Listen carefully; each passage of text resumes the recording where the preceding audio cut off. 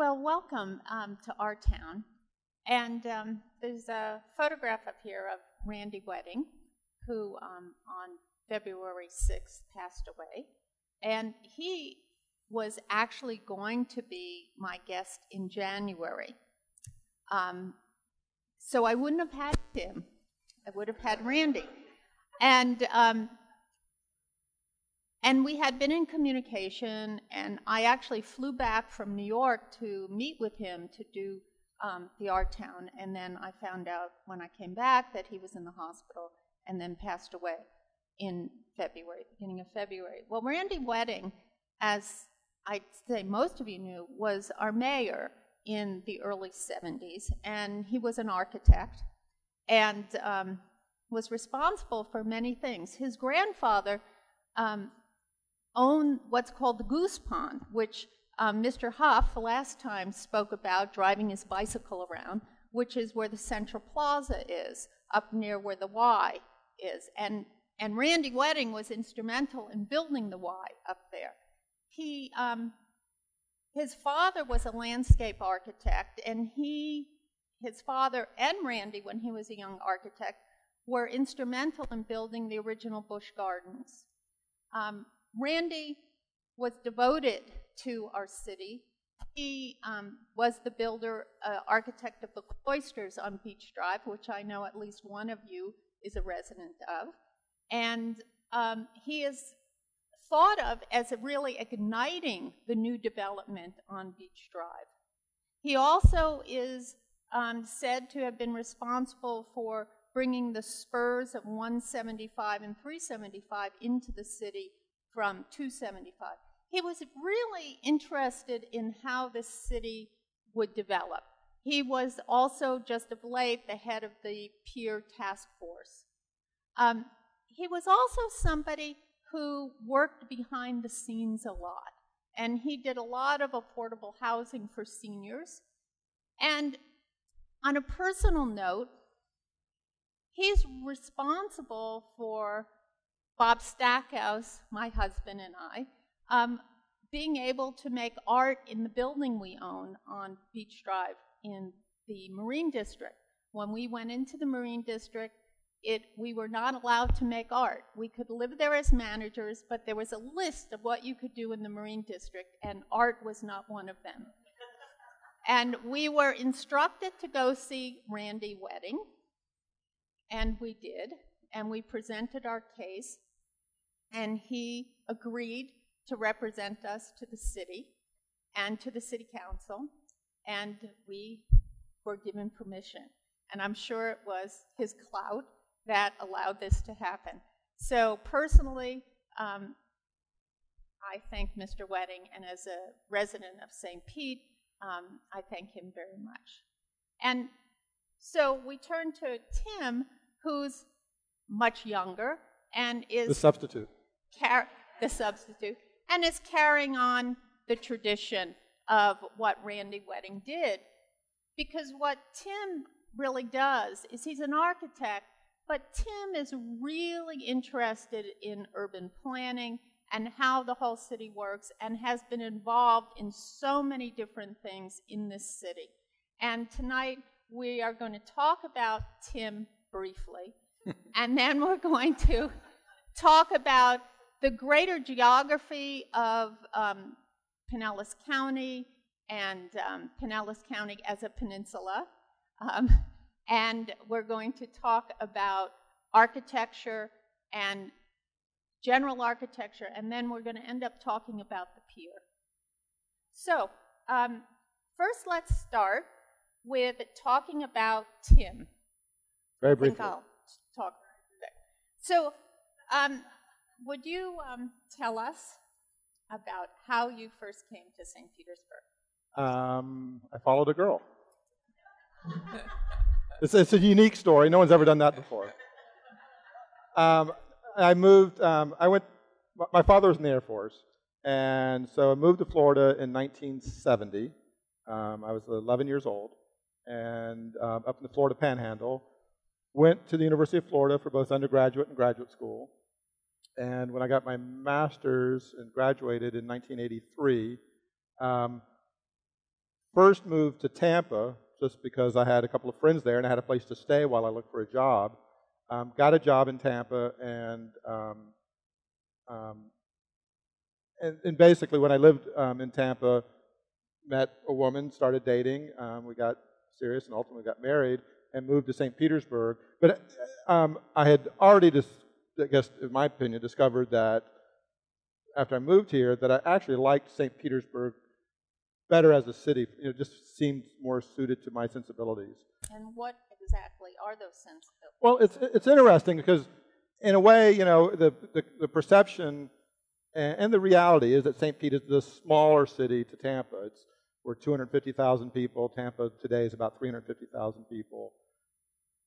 But the way I saw it is that actually St. Pete's more urbane than Tampa in a certain way, or at least the inner city area. It's more integrated. It was more of what I considered a fully functioning sort of city, at least in the downtown, that it integrated and mixed together the residential with the shopping, although there's very little shopping in 1983 in downtown, to be honest. But the business, and it was more of a holistic kind of place that just seemed more, I don't know, it was much more attractive to me at the time, and I continue to believe that, to be honest. There's a lot of things I like about Tampa as well, but something appealed to me instantly about St. Petersburg. And when you came here, did you have a job? Actually, at the time, I was working in Tampa still, but quickly looked and found a job in St. Pete. I thought about it. The first time I really came to St. Petersburg is a roommate of mine in undergraduate went to Stetson Law School. So I remember 1982 was the first time I came to St. Petersburg, and it was really to go out to Gulfport and spend a weekend, mostly, drinking Budweiser. On the Sunday after I, got up and was going to drive back to Gainesville, I thought, well, I've never been to St. Pete before, so I drove my 1964 Chevy Impala I just inherited from my grandfather, which seemed appropriate actually in some ways now that I think about it, into downtown St. Petersburg on a Sunday afternoon, and got out and walked around, and I really liked the city instantly. There were no people. I mean, there was, the neutron bomb had gone off, but the grid of the city, the scale of the city, the buildings, the waterfront park, I remember all of that very clearly. What I really distinctly remember is Janus Landing was under construction. And I didn't find out until several years later after I moved here that Janus Landing had just gotten a federal grant, and a lot of the work and the buildings had been fixed up in 1983 from this federal grant. And so did you, when you came then, did you have a vision of becoming an architect? I mean, did you look around and say, oh, I could build this building here? I mean, did you see it as a ground where you could create? No, I didn't. I wasn't thinking that way at the time. I mean, I was in architecture school the first time I came here, so I was thinking about being an architect.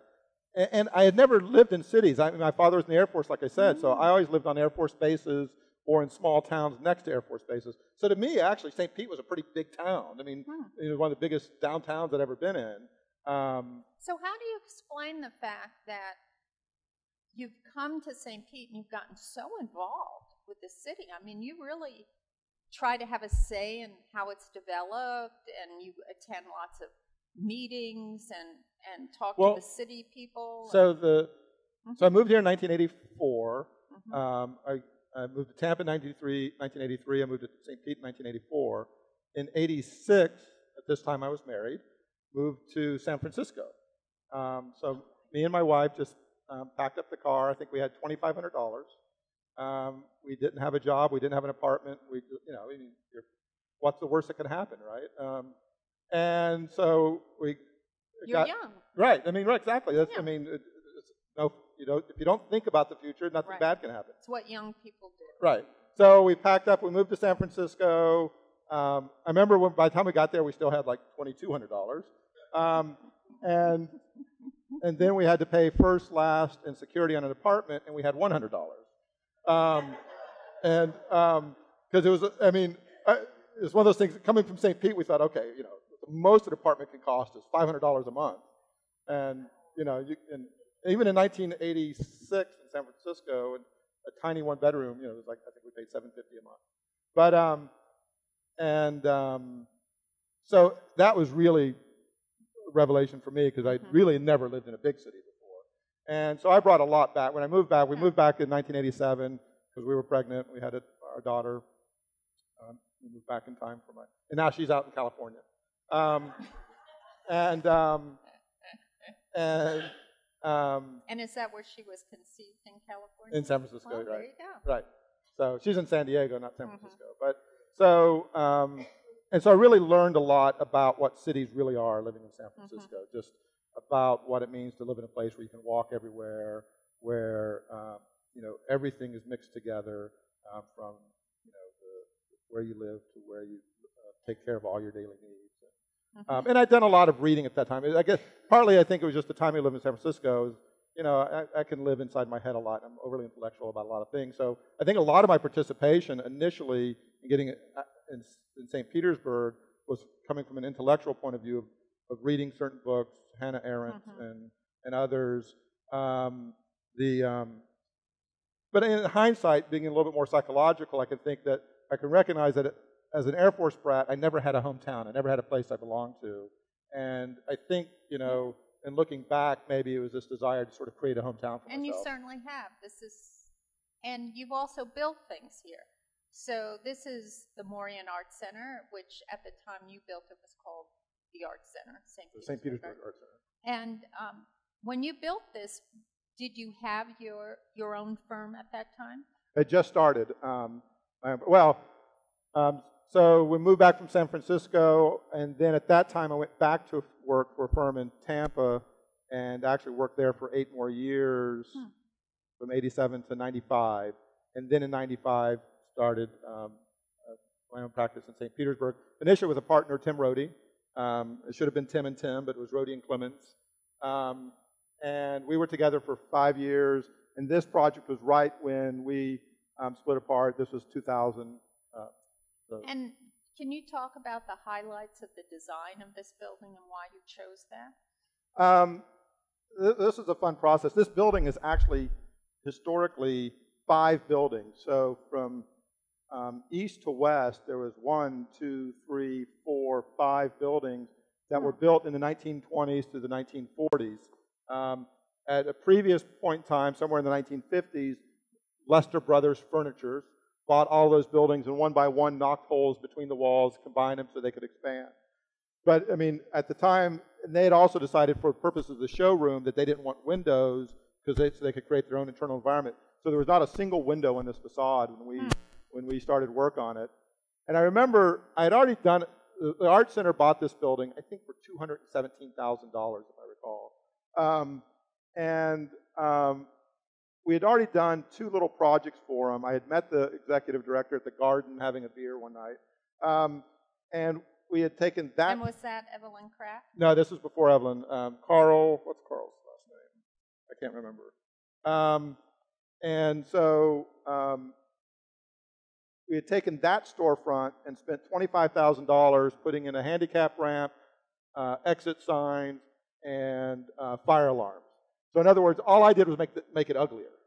And then 6 months later, we spent $40,000 putting in exit signs, handicap ramp, and an ADA bathroom, and make that uglier. But, you know, make it legal. And so then all of a sudden they got a nice, really generous gift from the Moreans. And so I thought, well, now they're going to go hire a real architect. But they stuck with us. But it's funny because I'd had this experience of them having $25,000 at a time, $40,000 at a time. So they said, well, now we really want to do the whole project. So the first couple of meetings with the board, I kept showing really modest, you know, like $50,000 schemes. I was, you know, to me that was like being, you know, bold. Right. Let's spend $100,000. So really, there was one meeting where they read me the riot act and said, pretend we don't have a budget limit. What can you do? And I had 1 week, and I did, and it was like we're going to meet on Thursday at lunch. By Wednesday at about 6 o'clock at night, I finished the drawings, but I wanted to build a model. So I went home for dinner, came back to the office at 7 o'clock, started a model, and finished it at 11:30 the next morning. and walked in, and basically, except for, this is a funny story, in my opinion. See, the green facade is now a really bright red. Right. The model I brought had a really bright red facade. Huh. And they said, no, that color's not right. We like everything else. Let's paint it green. 8 years later, I get a call sheepishly from one of the people at the Art Center now saying, Tim, we're going to paint your building.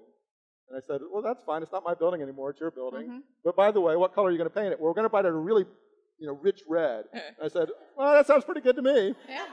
Well, St. Petersburg has changed. So actually, I tried to find the original rendering that I did because it exactly matches the red that is now painted. Okay, so this is another building that you did. This is the 475 condominiums. It's at 2nd Street and 5th Avenue North. Most people know it as the Kawa Coffee North building. That's right. And Dar Webb's here tonight. She's my partner. She and I were the developers of the building, which actually was not good timing for a lot of reasons. The building was completed in August of 2007, which, if you know your recent real estate history, is not a good time to finish a condominium building. I'm still very proud of it architecturally, though. And the goal here is to really create, I think, just a good urban building that is really appropriate for St. Petersburg. It's modern and contemporary, I think, architecturally, but it also, I think, is trying to understand, and this is what I've tried to really come to through my career, is understanding how you make cities that work and function, which there's a lot to learn from history in that, but still really bring a modern sensibility in terms of the architecture to that. Well, the other thing I think is important about this building is it's in a very attractive building, and it's not on Beach Drive. So it allows people to move away from Beach Drive, have an interesting building, not quite as expensive and diverse, and it starts expanding the city and different residential parts that are not individual dwellings. Of course, the heady days of 2005 and 2006, people were starting to propose high-rises all over downtown. And, it's not that I had everything figured out. I made a lot of mistakes, too, and still do. But it was very clear to me, if you go to cities, Chicago's a good example, there's a lot of high-rises along the lakeshore. And as soon as you get 3 blocks inland, there are 4 and 5 and 6 and 7-story buildings. And Chicago's been doing this for 100 years. You figured out that really the value that the waterfront creates justifies building those high-rises because they're expensive to build. And the reality is, I think this is more of what we're going to see in the future off of Beach Drive, is this scale of building, 4 to 7-story buildings. And they still can be really interesting and very urban. Desirable. Yeah. Very dark. What, the slide? Yeah, the slide it's really... Yeah. Imagine brighter. This is the Grille Restaurant, and this is the project that brought me really together with my partners today. Joe and Gary are here. And they're in the back. There they are. And although I knew Joe already, I met Gary through this process. But this is the interior of a restaurant in Signature Place, which we were the associate architects on Signature Place, although it's just coincidence. You want to explain what that means? Yeah, well, in the case of Signature Place, the developer for that project is from Tampa, and he hired us first to help him. He had already bought the property. Actually, we won't waste the time on that, but it's kind of a funny story. He bought it in an auction on a whim because the federal government was releasing the building. He bought the property. He contacted us. I had met him before, and really we just helped him look through different options for the site, what the development capabilities or potential for the site was, and helped get him zoning approval. He always, from the beginning, he said, though, he wanted to hire a name architect, and I said, that's fine. Just like to hope to get a chance to work with them when the time comes. So we got through the initial process. I actually gave him a couple of names of people, an architect from Chicago. Who was the developer? Joel Cantor. Gave him the name of, I recommended 2 architects, one out of Chicago, Perkins and Will, and one out of Vancouver, James Chang, whose work I respected a lot. And we interviewed about a half dozen other people, and then he just wasn't able to make up his mind. And I said, well, did you ever talk to Perkins and Will in Chicago? And he goes, no, I forgot to say. So he sent them an email. They flew in 3 days later, and 2 days later after that, they had been hired. So that's who we worked with. So we were the local associate architects working with the big boys from Chicago on this project for the whole building. But just coincidentally, about the same time the building was finishing up, you know, the good thing about living in a downtown and going to place and just going out and, you know, I said I got the Art Center because I had a drink at the Garden. Well, I got this project because I had lunch at Z Grill. And I had lunch at Z Grill several times. Which was then on Central. Which is then on Central, that's right. And they were looking for a new place. We actually were first looking where Five Guys is, opposite Williams Park in the Progress Energy building, and decided that space didn't work for the needs of the restaurant. And that's right when Gary came in, I think. Gary came in as the investor partner with Zach Gross and Jen, the owners of Z Grill. And we started looking at other options, and this one was, like I said, the building was just finishing up so we could see the space, and then we worked together on it. And then, after we had done some initial work on it, and I realized that they actually wanted to do a nice restaurant. So, so often, you know, I mean, not to be too critical, and I'm sure it happens everywhere, but, you know, so often you get a client who comes in, and the first meeting is real exciting about how they really want to do something incredible, and then by the second meeting, you realize by incredible, they mean for $1.95. And not that all good architecture should cost a lot of money, it really doesn't, but you have to have some commitment to what you're doing. Absolutely. And really it's more of the commitment to the idea than it is to the budget. But in this case, it was like we had a client, it was clear to me really very early on, we had a client who was committed to the idea and had the adequate budget to build what we wanted to conceive.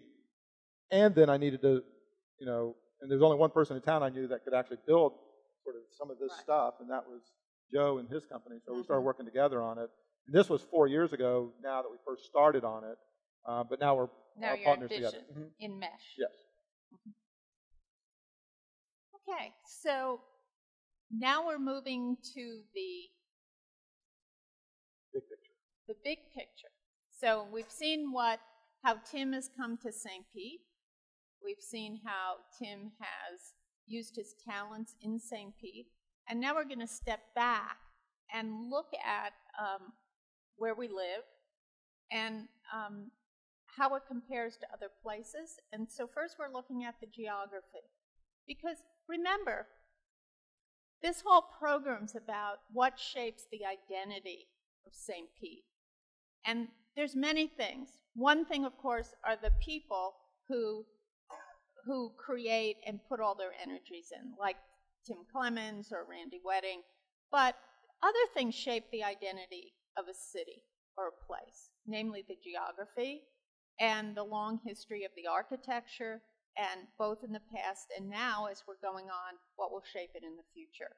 So you want to talk about this? Well, you know, so when Carol first approached me on this, and the idea of the series is to talk about the identity of the city, and ultimately, and most importantly, I think it's the people that make a place. But in my world, as an architect, I deal with the physical aspect of a place, and so that's what I feel more comfortable talking about. People are confusing to me. Things, you know, things are easier to talk about. But and I really do think that geography is not destiny, but it really does help create the place. The thing you start with is the climate, the land, in our case, the water. And I mean, what's always struck me, and I love maps, and you know, Google Earth to me was like the most miraculously thing ever invented, because it's what I always wanted Google Earth. I didn't know it until I saw it. But and I still spend way too much time just scrolling around the world. But I've always been struck that I just think that St. Petersburg has one of the most incredible geographies of any city in the world. And it's one of these things that, and I guess we're going to run through a series of slides here real quick, just do a little bit of comparative geography. But obviously, just this idea of being a bounded place means so much. And bounded by water. Well, in this case, bounded by water. There's other boundaries, of course, that places can have, but water is probably the most distinctive in terms of cities. And what I realized at a certain point in time is just that so many of the world's great cities do have these limits built into them. And and there's, having physical limits, I think, starts to create psychological limits. There's a lot of value to that. I mean, I'm not a painter, I'm not an artist, but I think it's got to be one of the best things is to have a canvas that's got, at some point, there's an edge to it, and that creates the world in which, you're creating something. Well, a similar experience happens with gatherings and parties, to bring it to that. If a small place and lots of people, it's usually a much better party than if you have a big room and, even the same number of people, because you're spread out. When you're close together, right, there's a demand of interaction. So like I said, in a way, the boundaries helps bounce you back into the middle. But there is a great thing, and of course we all know this if we live in St. Petersburg, is on occasion what the water does for you, though, is it also gives you the release. It's a place to go to sometimes get away from the city and get the relief from the city. I talked earlier, I lived in San Francisco for a while, and of course San Francisco both has the water's edge and the hills really give you that because you get that long view across San Francisco Bay or the Pacific. And we don't have the hills, unfortunately. I mean, I've always been trying to figure out for 20 years now how we can get a couple of hills in St. Pete. If we think about, and here's my, it's too late now, but all this dredging that we did at Shore Acres and now at the islands, if we just all piled it right there, from 1910 to 1940, if we just all piled all that dredging, we could have, we could have our Twin Peaks, in St. Pete today, and it's like, we need to do more dredging now. So are you ready to go on? Yeah, move on. Okay. So this idea that, like I said, 20 years ago, I just figured out that islands really make the best cities. And so, of course, Manhattan is an island, 23 square miles. And these are all going to be to the same scale. So this is 40 miles up in the air. So this is Manhattan here, Brooklyn, if you know New York. But, Manhattan, of course, is the ultimate in the United States island city. Absolutely. And it's,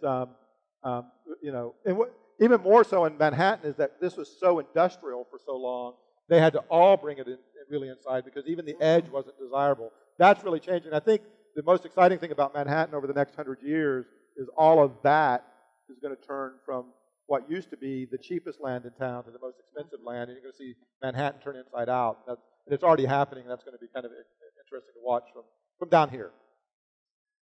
This is Montreal, and so Montreal, I didn't realize till I went there, Montreal is an island within the St. Lawrence River. And actually, it's also very close to the size of Pinellas County. So Manhattan is only 23 square miles. I know way too many numbers. St. Pete is 60 square miles. Pinellas County is 280 square miles. Montreal, I think, is 260 square miles. So that's actually about very much the size of Pinellas County, with about twice the population. But so Montreal is an island. Really, the core of the city is down there. This is Singapore. So, not only in the United States do great cities, islands make great cities. Singapore is also, it's a little bit smaller, 200 square miles.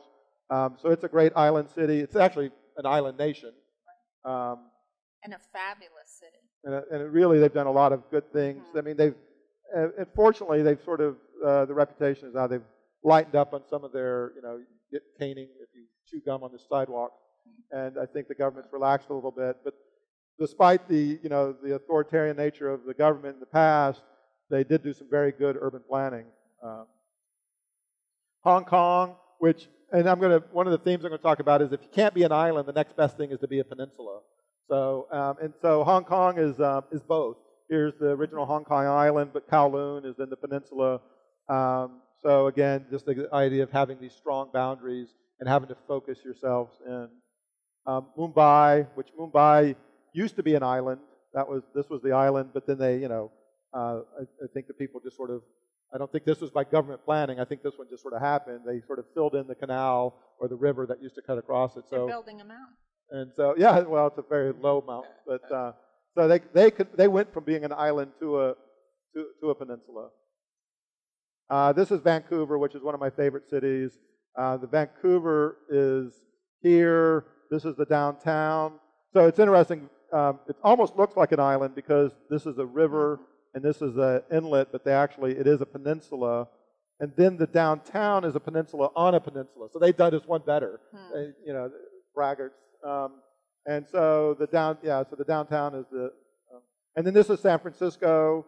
I know Hank used to live there. I lived right there, and when I was there for in the 80s. And what struck me when I moved back from St. Petersburg, when I lived in San Francisco, is they're actually very similar geographies, just sort of upside down. Our peninsula points south, their peninsula points north, and here's back to Tampa Bay. It's about 7 miles across St. Petersburg. It's about 7 miles across St. Petersburg, San Francisco. The difference is San Francisco has 3 times the population and hills. So I love this theory that you have, and I love these comparisons. But I have to say that when you say, oh, well, what are the great cities of the world? Well, let me think. New York, Hong Kong, San Francisco, Mumbai. Somehow St. Petersburg doesn't, however wonderful our town is, it doesn't like roll off your lips. No. But geographically. Yeah, so that's what I want to know. So why is it that given the wonderful geography and this water, I mean, why isn't it the big city like these other cities? Well, I mean, you know, and a lot of that is also driven by larger geography, being on trade routes, being on, you know, strategic locations. And it's also sort of what the city wants to be. I mean, I don't think that, you know, and one of my favorite questions when having this kind of conversation with people in St. Petersburg is, do you think of St. Petersburg as a big town or a small city? You know, and it... well, let's see. How many think of it as a big town? How many think of it as a city? Small city. Small city. Oh, more people seem to be small city than big town. Ah, interesting. Well, you know, and of course these words are all loaded. Big and small, town and city mean different things to different people. But that's why it's a fun. It's you know, this is my version of, you know, cocktail party conversation. And because then you talk about what those words mean to you. You know. Yeah.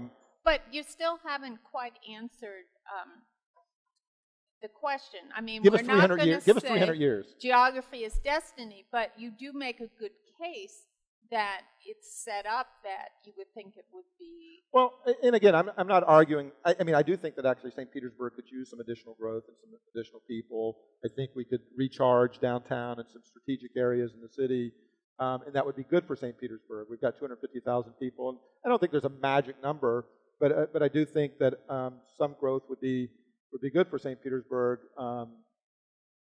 But to me, what's important is not just the size of the place or even your international reputation. It's what does having this kind of geography, in terms of this conversation, help to create our sense of our own identity internally? And what do we do with it? How do we protect the water's edge? You know, one of the things, I mean, actually, I do think there's a really still big challenge for St. Petersburg, and there's a lot of good things, for those of you who've been here for a while, that's happened in St. Petersburg in the last 20 years. Like I said, I moved here in '84, and I mean, the verdict at the time is that St. Pete was the place that was getting left behind by the growth of Tampa Bay metropolitan area.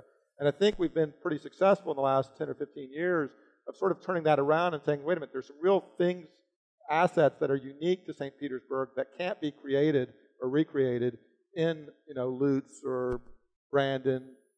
Not that they can't be great places on their own, but they just don't have this geography. They don't have the architectural history and some of the cultural history that St. Petersburg has. But anyway, the big challenge for us is, obviously, everybody knows that this has value. And so that all the places and all the neighborhoods adjacent to that fringe just inherently have value, you know.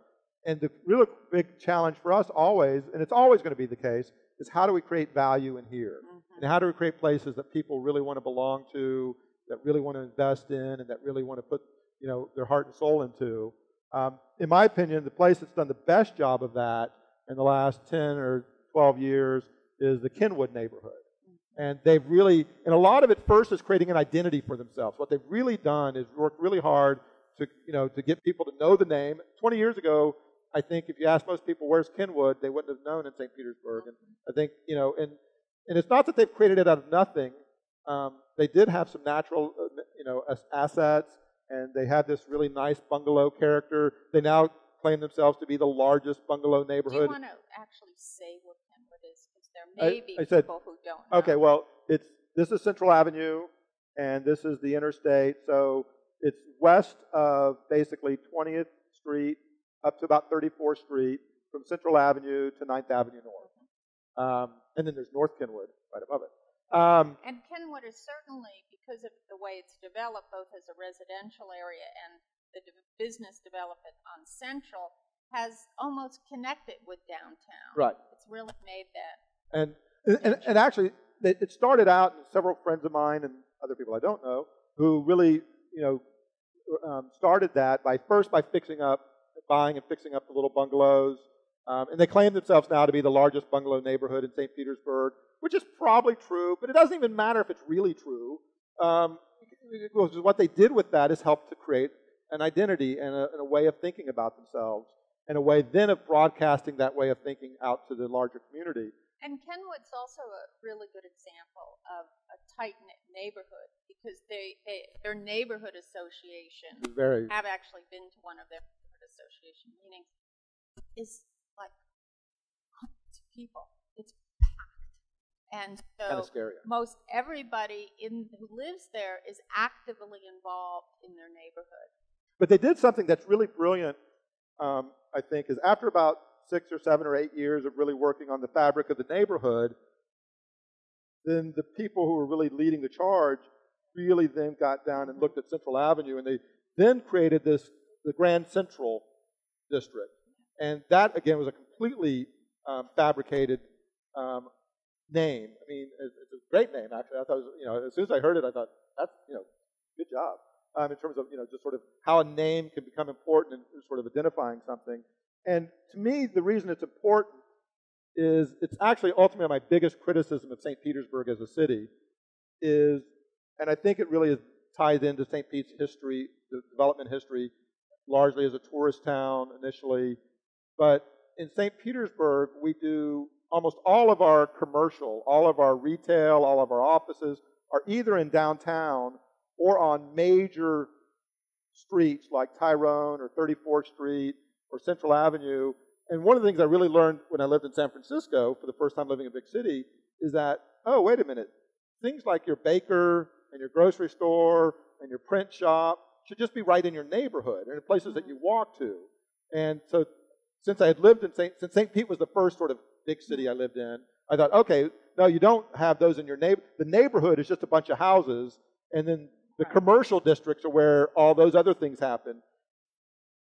And what I learned in San Francisco is, no, it works better if you really bring those things into the neighborhood. And I don't know how we do that now in St. Petersburg. Gulfport, which isn't part of St. Petersburg, is probably one of the best places. And downtown, of course, is the other. And that's why I live downtown. But Kenwood is, I think, doing as good a job as anybody of trying to bring that Grand Central District into the fabric of the neighborhood. Let's go to these plans, because then we can see the layout a little better. So the next series are going to be some of the urban plans for St. Petersburg over the years. And St. Petersburg actually has a very rich history of urban design. In fact, we're the first city in Florida to have a comprehensive plan, to have an urban master plan, all the way back to 1914 or 1916, I think was the first one. And we're the Dawson plan. He worked for the Olmsted brothers. So actually, St. Pete brought the Olmsted brothers here in the 19-teens. John Nolan was the most prominent urban planner in the United States in the 1920s, and did a lot of work around Florida. He's actually from Cambridge, Massachusetts, but did a lot of work in St. Petersburg, and he was so enamored of St. Petersburg that the very first national conference of the American Planning Association was in St. Petersburg in 1925, and that was through John Nolan's influence. But he really saw St. Petersburg as the model city. Ultimately, we broke his heart. This is the 1926 plan, and it's interesting because this was his last version. He came here first in the early 1920s. In 1923, he proposed a comprehensive master plan, and it's funny, just because the boom time was so aggressive in the 1920s. If you look at the 23 plan, none of this was laid out, none of this was laid out, none of that was laid out. So the 1923 plan was sort of here, but then with a series of really grand radial boulevards, and it went to the voters and they turned it down because we were so dominated by realtor interest, they were afraid that any plan would slow down the boom. Here's a great statistic. I like numbers. In 1925, St. Petersburg had 25,000 residents and had 5,000 registered realtors. So what do you think the most important business in town was? Now most people were probably fished in the summertime, you know, and had a you know, some kind of shop in the wintertime to the tourists, but they were also a realtor, you know. Sounds like 2005, doesn't it? And it really was unfortunate because in the late 20s, we get this crash. And so all of these good intentions, because of economic reasons, go away. And it's very similar to now. We had this incredible plan and development, and then we had the recession, which we have here as well. Okay, how about this? This is actually not one of the urban plans for St. Petersburg, but I threw this in because this is actually probably my favorite map of St. Petersburg. And this was put out in the 1930s by the Chamber of Commerce. And, you know, maps can be thought of as neutral items that just give you information. But really, if you all know that information is not neutral. Information embeds ideas and prejudices and points of view. But this one really is a beautiful drawing. It's just graphically beautiful. But it shows St. Petersburg as we wanted to present ourselves to the rest of the world in the 1930s. I call it the subtropical city of leisure. And if you look at it, the palm trees, people on the beach, there's alligators somewhere here by Lake McGorry. Here's an alligator. So clearly it's in the subtropics, right? And sailboats. Sailboats. And of course you can have sailboats up north too, but you don't have alligators up north. But look, there's a grid system. There's streetcars. You know, clearly if you're going out to 66th Street or 49th Avenue North, this is not a small town of just 1 square mile. This is a pretty good place. And obviously there's some vision or ambition to be a city because, you have streetcars, you've got trolleys, you've got blimps, you've got ferry buildings, you've got airports. Actually, you've got 2 or 3 airports. But there's but it's obvious. But what's the economy of this city? Well, wait a minute. There's golf courses, there's fishing, there's, boating, there's, so clearly it's a place where you come to recreate and so it tells you everything you need to know about St. Petersburg. And it's not all that different from what one would want to have shown by the Chamber of Commerce now about St. Petersburg. It's a leisure place. You come as a tourist.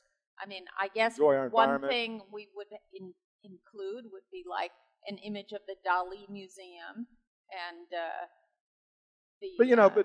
baseball. And you can't just have a city of 250,000 people with everybody in the tourist industry. Or I wouldn't want to live in St. Petersburg if all 250,000 of us just dealt in the tourist industry. There's only so many T-shirts we can sell. But at the time, we only had probably about 30,000 people. So we'll skip past one. So this is 1940s. Not a lot to talk about this one, but except to say that this starts to really tell you what you need to know about St. Pete in the mid-century point of view, which is let's just build a lot of roads and move a lot of cars, and let's be a well-engineered city. So and actually at this time, Bartholomew is probably the most prolific. I think he's from either St. Louis or Kansas City. St. Louis. That he was probably the most prolific, anyway, urban planner in the United States at the time. But just compared to the previous images, there's just not a lot of idea here. And it's just really about how do you, get the sewer water out, of the streets, and how do you move cars around.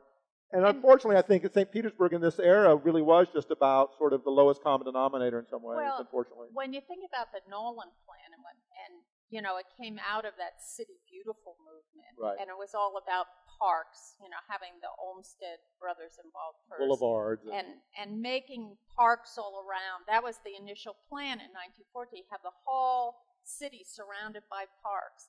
And then you get Nolan, who really wants this to be an environmental place. And then we're into this. So there's a real shift of visions, as you're saying. And, I think a diminishment of vision in a way. And maybe we'll see that it swings back. I hope so. This was the previous two plans, the Nolan's plan and the Bartholomew plan, we hired out of town. We hired in Cambridge, Massachusetts, and St. Louis, Missouri. This was actually prepared by the city's own planning department in 1974. And a couple of interesting things about this one. One is, and I've never really gotten feedback on this, the city limits are pretty much this. So they decided in this plan to go ahead and come up and include what really is Pinellas Park. There's a canal that cuts through the peninsula here. So actually, if we want to get back to an island, you know, if we could annex all of that and then widen that canal, we could be an island. You know. But the other interesting thing about this one to me is, and maybe this is really starting to talk about environmental issues, and we don't have time to talk about it, but in the late 60s and early 70s, actually, there were a couple of pretty significant environmental crises in St. Petersburg, the dredge and fill in Boca Ciega Bay, which changed federal laws. We were so aggressive in what we did in Boca Ciega Bay. There's Can a great, you point out that? that's in this area. So something like, it's still today considered one of the most altered bodies of saltwater, inland saltwater in the United States. Something like over 50% of Boca Ciega Bay was either dredged or filled. There's a great statistic. In 1956, there was 10 million pounds of commercial fish caught in Boca Ciega Bay. In 1960, it was 0. And there's been a current recent movement to revitalize. Sure. I mean, and of course, we've really, this was one of the very first initiatives in the Tampa Bay area of really starting to look at a place from an environmental point of view, and what's the carrying capacity, what do we need to do in terms of our water systems. And although it's been slow going, you know, for the last 30 years, we've done things a lot better than we did from the, you know, previously. And then this is a document that I did. 10 years ago, Ken Rollins, thank you, with the Gulf Coast Museum commissioned us to do an exhibition. And it's one of those things where he says, I say, an exhibition, when? He says, next March, and you go, oh, that's so far away, it'll never come, so you say yes. And then around January, you realize, oh, it's coming. But so we did an exhibition called Next Stop St. Petersburg, and really it was a way to do 2 or 3 things. One is some of the images I just showed were in that exhibition to talk a little bit about the planning history of St. Petersburg. But the other was, at that time, St. Pete sort of had a one-size-fits-all zoning code. Our zoning code didn't make distinctions between the Kenwood neighborhoods of the 1920s and 30s and then the Meadowlawn neighborhoods of the 1960s and 70s. And so one of the things I wanted to do in this is to talk about that there's different places in St. Petersburg, from downtown, which has a certain intensity and character, to the neighborhoods that were built largely prior to World War II, which have alleys, which have narrow lots, which often have garage apartments, and certainly the architecture is different.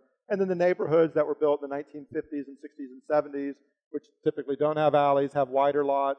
And you know, all sorts of people can have their preferences for different things. That's one of the things the city is really all about, ultimately, is giving a lot of choices to people.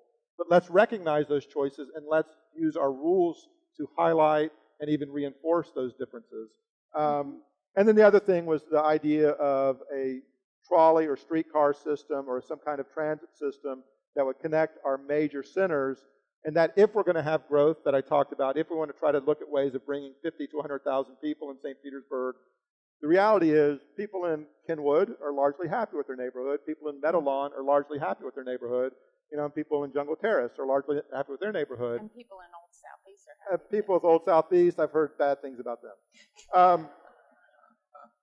But that not too many people can say that, you know, that US 19 is just so beautiful that we shouldn't change a thing.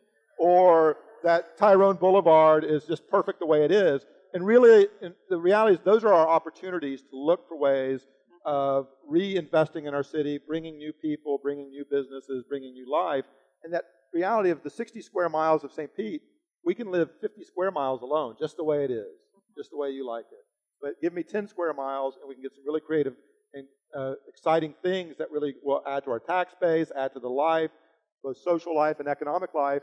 And guess what? If you live here and everything's just still fine and the way you like it, that's only about a mile away or a half mile away to get to something that's new and something that is exciting and create some new opportunities. You know, one thing that's really interesting is the way in which St. Pete is set up with all these neighborhoods, and given the comparison to other cities. So when you think about New York City's just a collection of neighborhoods, right? And they all have a distinct character, and they're jammed together. So you have, in terms of identity, you have your neighborhood identity, and then you have your city identity. And they work hand in hand, right. And yet you go back to your neighborhood identity where you know your neighbors, you know your shops, you know that, and then you can travel between them. And that's exactly the idea, that this creates the city identity, but these are our neighborhood identities. You know? Yeah, well, that's great. Okay, so now we've looked at the way in which the geography helps to shape identity. We've looked at urban plans, which, you know, different urban plans will affect the city differently. And now we're going to quickly look at a number of architecture, number of buildings. Oh, yeah, architecture. Remember? Yeah. See, I think of Tim as an architect and big letters urban thinker, because I think of him much more as an urban thinker than an architect, even though you make your livelihood that way. But you've got a much bigger vision. But I mean, you know, obviously to me it all connects. But I mean, yeah. Okay.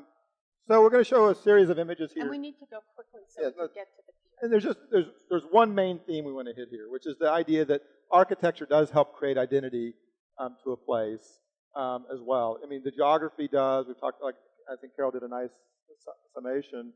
But this is not something new. And so just go through all three real quick. So this is the Orange Belt Depot, this is the Orange Belt Railroad Pier, and this is the Detroit Hotel. And all three of those were built by John Williams and Peter Demens in 1889, 1890. These are officially the first three buildings of St. Petersburg. So, you know, the 15-second history of St. Pete is John Williams from Detroit owned the land, Peter Demens from St. Petersburg, Russia, owned a railroad. He brought it to St. Pete in 1888. They shook hands. Actually, John Williams' wife, Sarah, really negotiated the deal. If not for her, it wouldn't have happened. And they shook hands, agreed to make a city out of St. Petersburg, which he owned the property downtown. And the first three buildings they built were a hotel, the Detroit Hotel.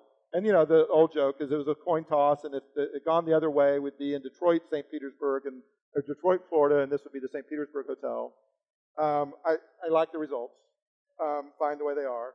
But all three had this little sort of, you know, cupola, Russian dome kind of thing happening. So we were building Disney World before Disney World. I mean, that the idea of theming a place is not a new idea to Florida. So, you know, even then, Seaside, you know, Disney World, all the things that we laugh about, sort of modern Florida, we were doing them back in the 1800s. And so, jump to the 1920s, the big boom, the first real big boom of St. Petersburg. This is actually 1917, was the open-air post office. I love this from a marketing point of view. What we're saying, what we were sending out to the world is our climate is so perfect. Who needs walls and windows, you know? And even then, it had to be unbearable in August, right? But still, we're gonna pretend and tell everybody else, come on down, it's perfect here. But that 1917 building, I mean, we still have it, and it is a real feature of our city. Right. I love going there. Well, and actually there is, I'm joking about it. Prior to air conditioning, it was a lot more comfortable to not have walls and windows in St. Petersburg and let the breeze flow through. The part that's interior now, if you've ever been to the post office where you go in and actually conduct business, that was open air too, originally. So even the counter was open. I mean, see all that? You can see through the building to the buildings behind. So that's where the building, so all of it was open, not just the boxes. But here now, there's a little bit more pretension going on in the architecture. We're gonna identify ourselves as the American Riviera.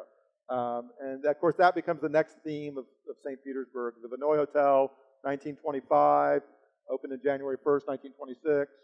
And then the Snell Arcade, 1929. And these are probably actually the three most important buildings in St. Petersburg in my mind. At least, until we get to the... Not to say you had anything to do with this building. Well, that's when I renovated. But, no, but I mean, there's a couple of buildings that I could think we should add to that list, but history has to do that for us. But these are probably but they also all talk about this era of St. Petersburg now trying to project a new image of, again, that subtropical city of leisure image. And I think the post office does it so well. Cars. Yeah, the streetcar too. Look how urban it is. And it's really bustling. Well, this was maybe the run on the bank in 1929. But clearly adopting, sort of an image from the Mediterranean, from Southern Europe. We're trying, the European culture still very dominates American thinking at the time. But clearly, and it wasn't universal. We're showing selective images. There were sort of nice, big, hefty brick buildings, the Princess Martha Hotel and others. So, we were too big a town to be completely unified, but certainly this was the projected image of the time. And it's this going up. And the next one does the same thing. So I'm jumping to 70 or 80 years into the future, and I'm going to show a couple of images of today. The Signature Place, which again, I had a little bit to do with that one too, a little bit. And then the next one, which is where we are today. And you had something to do with this. Hank told me you did. Well, I did two things. One is, Hank probably doesn't remember this, but I did the handicapped accessible restrooms in the old Dali Museum. It's one of my proudest jobs. If you've ever used the restroom there and you felt like you had plenty of room to move around, you can thank me. And I actually did some initial programming studies for the Dali Museum. You tell me these conceptual drawings like bubbles. Technically what we did is we interviewed all of the staff and we helped develop the program, how many square feet of gallery, how many square feet of permanent gallery and changing gallery and auditorium space. You took everybody's wish list from the staff, and you took the 200,000 square feet museum that everybody wanted, and then we did the rule of three. You cut it in a third, and you get a 60,000 square foot museum when you're done. And then we did some conceptual plans too, and then we got let go so they could hire somebody else. But we're happy this is here. And the things I'll put out with I think the Signature Place and the Dali Museum are the two most significant buildings built in St. Pete in the last few years, of the last boom period probably that we just came through. And the question, at this point, it's always hard when you're in the middle of something to, judge it and evaluate it. It's always easier to do it after the fact. But the questions I'll throw out then are, do these two buildings and some of the other buildings that were built in the last boom, what did they say about St. Petersburg, about our identity, how we think of ourselves? Are we seeing ourselves as a more modern, a more progressive city, more tied into the international community, or are these outliers? Is it even make sense to think of a city of 250,000 people, or big town, of 250,000 people, being able to let the buildings or a group of buildings really speak for it in any kind of fashion that makes sense or is cohesive, and should we even try? So, at this point, I think we'll have to come back 20 years and do the interview again. This conversation. Yeah, and we'll see. And then I'll be able to put these all in context, and it'll all make sense. So, the biggest new development we all know is going to be the pier. So, and this hooks into what you've just said. Where are we going to go with that? How are we going to think about that? So, we have some geography again. The downtown.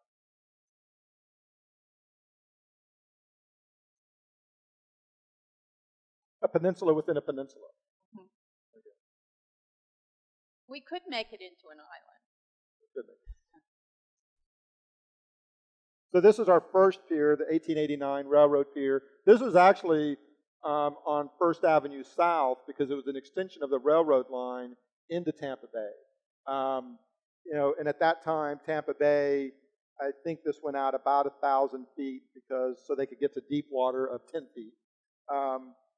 And this is where that Orange Blossom Depot. This is, and the Orange Blossom Depot would have been, actually it's where the McNulty lofts, the McNulty block is. That was where the depot, the train station was.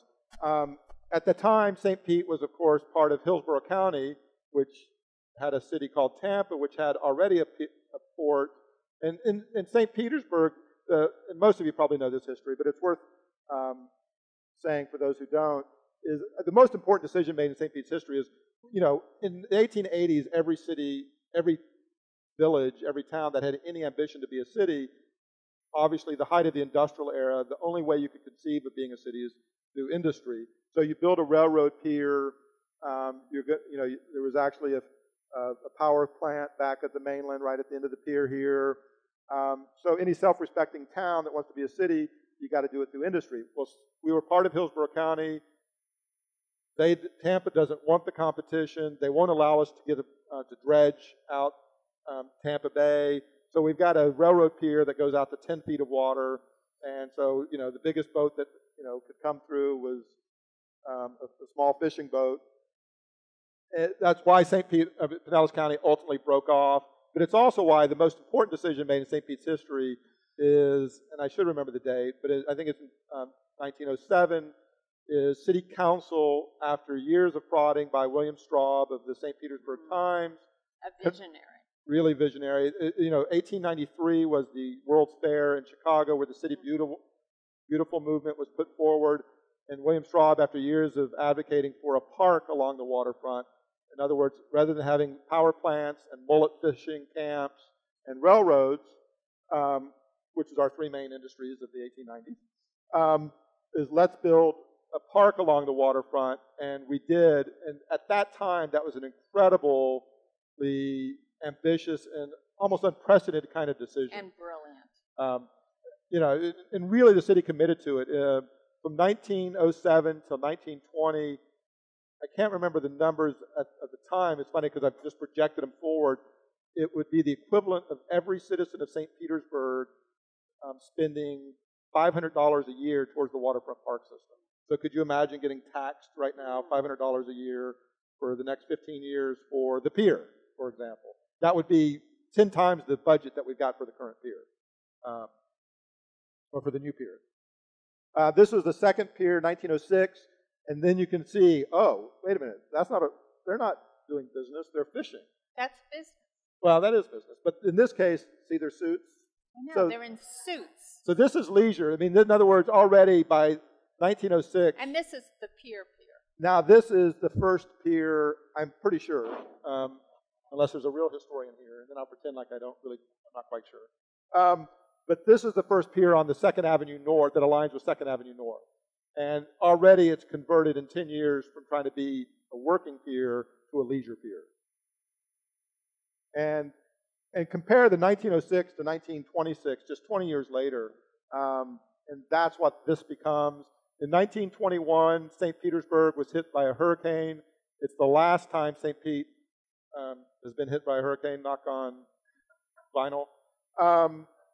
And it tore down the old pier that we just saw.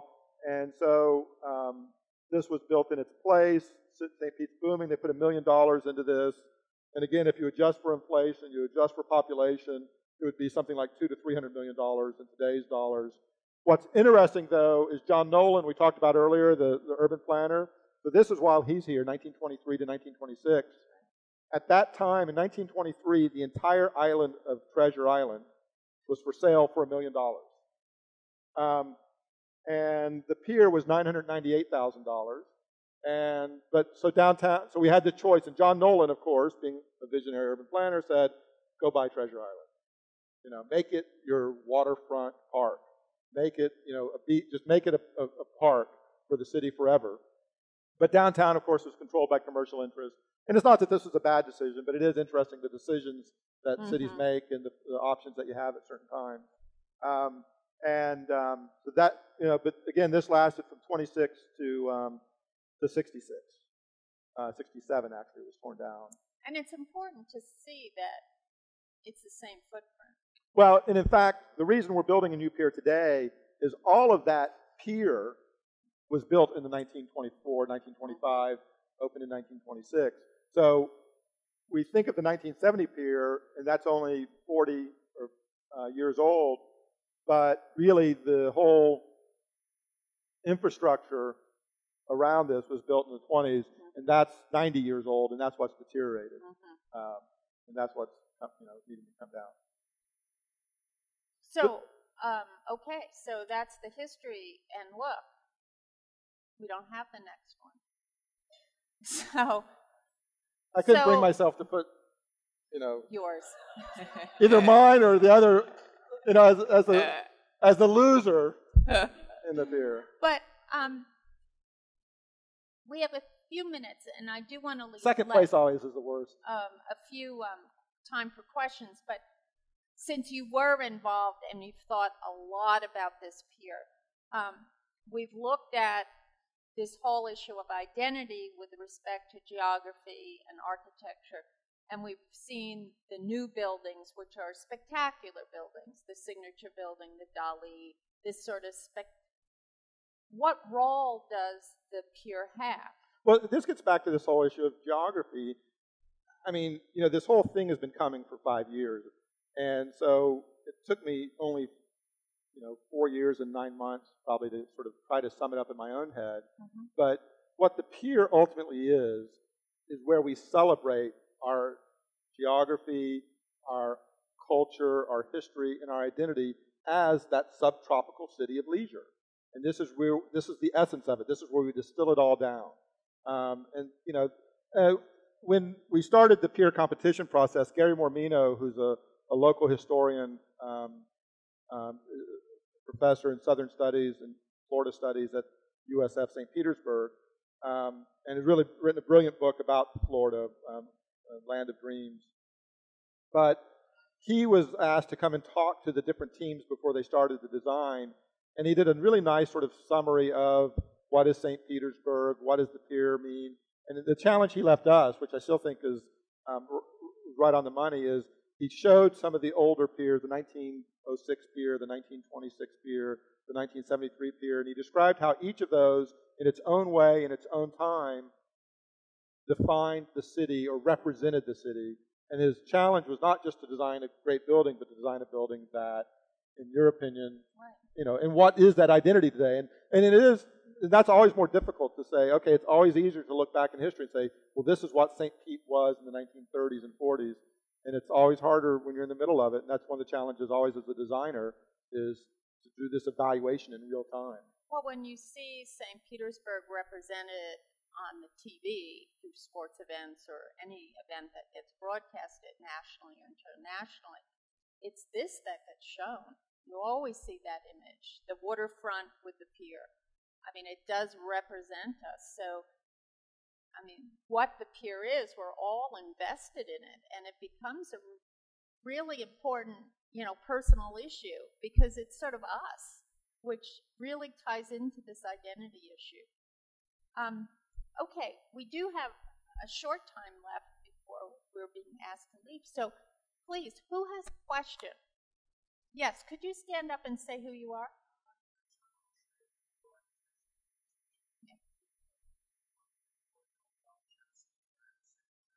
No, I did not know him prior to. I did work with him, of course, during Signature Plays, but I was familiar with his work. So it's just purely a matter of, respecting the work that I had seen from Ralph Johnson and Perkins and Will. Ralph Johnson is the lead architect for Perkins and Will, who did Signature Plays. So no, I did not know him personally beforehand. Yes, in the back. Could you say your name, please?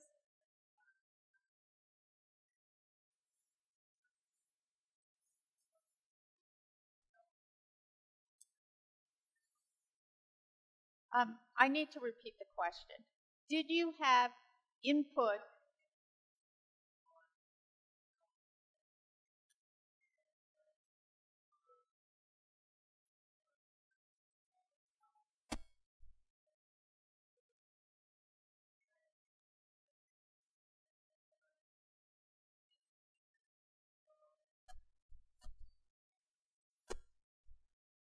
Okay.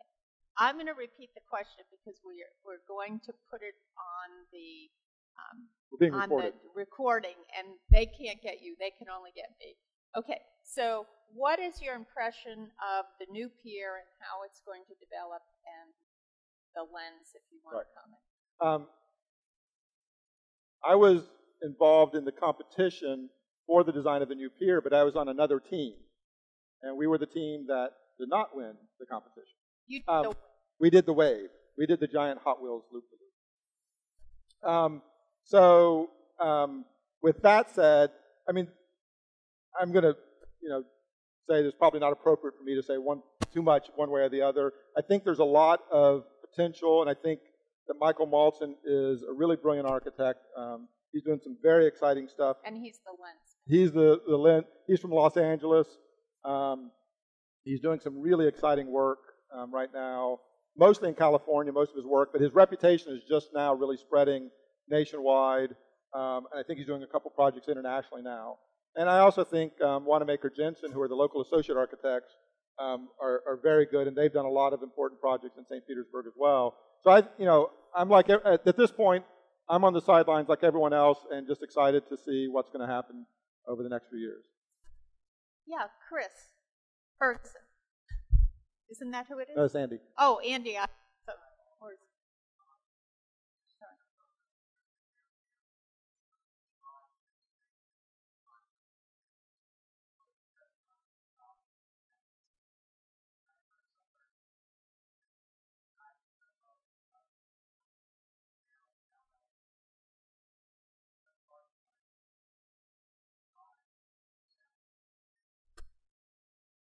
That I have put that idea out there, so whether you heard it from me or from someone else. About a year and a half ago, me and the people at MESH, we were asked to participate in it was actually the centennial celebration of St. Petersburg's waterfront park system. So some of you may have gone to some of the events. There were lots of events during 2010 to celebrate that the very first park along our waterfront opened in 1910. And the ultimate event of that is they had an exhibition of ideas about what the next 100 years could be for the waterfront parks. And the thing that thanks, that's great. The things that we proposed, among others, was right now Beach Drive, which I really do think is the most important ceremonial street in St. Petersburg. And it's the place if a relative comes to visit or a friend comes to visit, you got to take them to Beach Drive, right? But it sort of rather ignominiously dead ends at First Avenue South. It did not originally. Originally, the waterfront parks extended all the way down to Fifth Avenue South, just like they do to Fifth Avenue North. I'm a huge baseball fan. I can tell you the ERA of all of the pitchers last year for the. I'm a huge numbers fan too. But all of the the pitchers for the Rays last year. But I'm not a big fan of underutilized waterfront property. And unfortunately, at this point in time, in my opinion, Al Lang Field, despite being a place for baseball since 1917. And the city market. No, the market actually needs to stay. It's great. Although this stadium is 1940s, it's not the original stadium. So the idea that we put forward is, what if Beach Drive was extended through, right about where this is going, comes down and comes right to the front door of the Mahaffey Theater and the Dali Museum. And now the Dali Museum and the Mahaffey Theater would be connected to this, and just like the Vinoy is really the terminus, the anchor of the north end. Maybe like bookend. This sort of cultural center here would be and now we would extend the waterfront parks. I don't think that these should be developed as private development, but it would create the next museum pad or St. Pete's Symphony pad or a place for extending cultural life along this side, extending park along this side. And it's not something I think of lightly because Al Lang really is important to the city, but there's a point in which cities do have to move on. I was just telling someone this morning you're supposed to get more conservative and cranky when you get older, and I'm getting more liberal and cranky when I get older, or at least in the personal sense, in that rather than being more resistant to change, is like, bring it on. I've seen what the world is now. Let's see the future. And I'm running out of time, people. So, but imagine if Beach Drive now really, this would be about 1 kilometer long. It would just be, I think, a world-class street. It already is a fantastic street, but I really think that we've got the opportunity to make a world-class waterfront street here.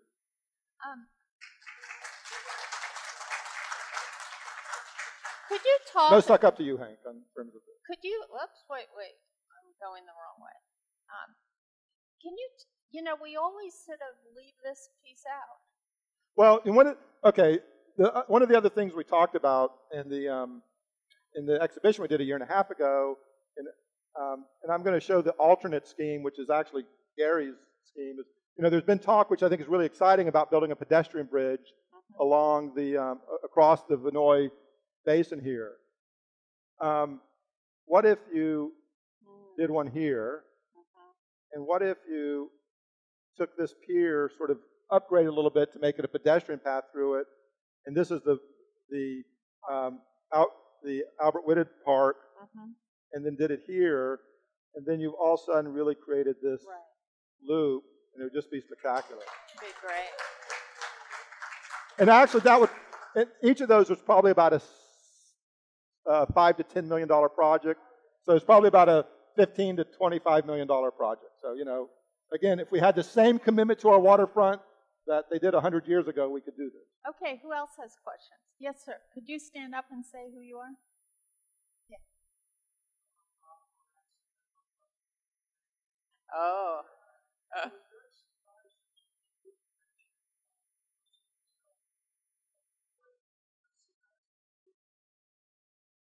Okay, let me say.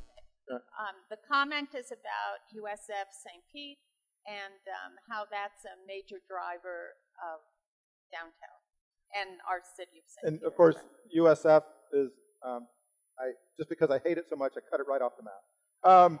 No, I absolutely agree. I mean, more specifically, I think what is happening, USF St. Pete in general, but more specifically with the Marine Science Cluster, the Ocean Team, SRI, Draper Labs, that's the most, there's no question in my mind, that's the most significant cluster, there's the whole economic theory now about creating, places of distinction, places that, what is your, this, idea of clustering businesses. And the marine sciences, we're now the 3rd largest marine science research center in the United States. Scripps, San Diego, probably number 1, and then probably Scripps, Woods Hole is probably number 2, and I think Seattle and us are pretty close at this point. We're the largest in the Gulf of Mexico. For a city our size, right now we've got about 1,500 jobs directly related to this. What we've not done a good enough job yet with is all the spin-offs and all the private sector spin-offs, and I think this is where the city has to get strategic, and we're already doing some things on this. But I would challenge that what we've done in the past 20 years is created this really great public sector collection that is really exciting. And it's 1,500 jobs that average something like $80,000 salaries. So they're twice the normal salary. But what we need to do now is look for ways of creating the 5,000 private sector jobs that spin off of those 1,500 public sector jobs. And so I know there's no question about it. In my mind, that's the most important economic engine in St. Pete over the next generation. Well, we do have to stop. And arts and culture. And I want to thank you all for coming. And this is a conversation that should go on, and I'm sure will go on. And it's too important to St. Pete, so we'll keep talking about this. And I do want to invite you to next time, to the last Thursday of April, which will be Elliot Weiser, who's the Corporate Vice President of News and Local Programming at the Bright House, and he's responsible for Bay News 9 and everything connected with it, sports, weather, anything you want. He created it. So he will be here. He's a trustee of the Dali, and we'll be talking about that and how that impacts the city, and it is their 15th year anniversary. So Thank you, and come again.